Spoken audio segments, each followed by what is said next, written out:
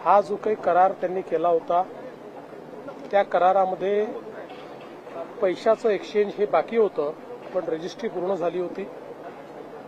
त्यांनी दोन्ही पक्षांनी ही रजिस्ट्री रद्द करावी अशा प्रकारचा अर्ज केलेला आहे।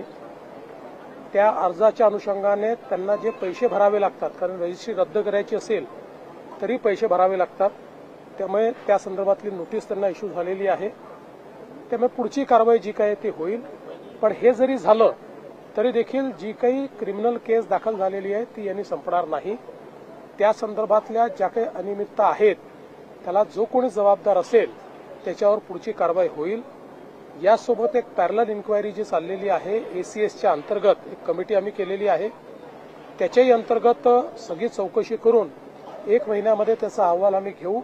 त्याच्यामध्ये याची किती व्याप्ती आहे, अजून कोण कोण याच्यामध्ये आहेत या संदर्भातली सगळी माहिती मिळेल आणि मग त्यानुसारच पुढची कारवाई ही केली जाईल।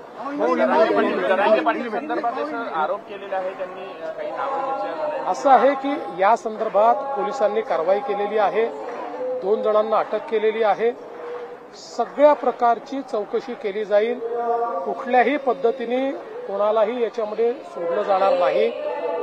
हे जी काही संपूर्ण घटनाक्रम समोर येतोय याच्या तळाशी जाण्याचा प्रयत्न हा पोलीस करता आहेत। सगळी माहिती बाहेर आल्यानंतरच या संदर्भात अधिकारिक बोलणं योग्य ठरेल। अभय दिलं असं म्हणतात आणि बाकीच्यांवर गुन्हे दाखल केल्याच्या विरोधात आरोप, ज्यांना एफआयआर काय असतो हे समजत नाही असेच लोक अशा प्रकारचा आरोप करू शकतात। एफआयआर दाखल करत असताना ज्या एक्सप्रेस्ड पार्टीज असतात त्यांच्यावर एफआयआर दाखल होतो।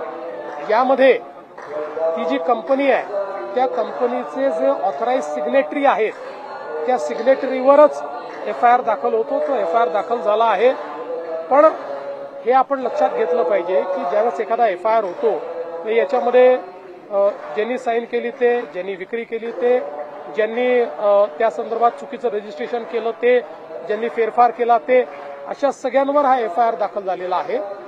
याच्या चौकशीच्या दरम्यान अजून जर कोणाची नावं आली, कोणाचा संबंध आला तर त्यांच्यावरही कारवाई ही होत असते। पण आता जो एफआयआर केलेला आहे त्याच्यामध्ये कोणालाही डावललेलं नाही। नियमानुसार ऑथराइज सिग्नेटरी, नियमानुसार पॉवर ऑफ अटर्नी होल्डर हे एफआयआरचे जबाबदार असतात, त्यांना जबाबदार धरलेला आहे।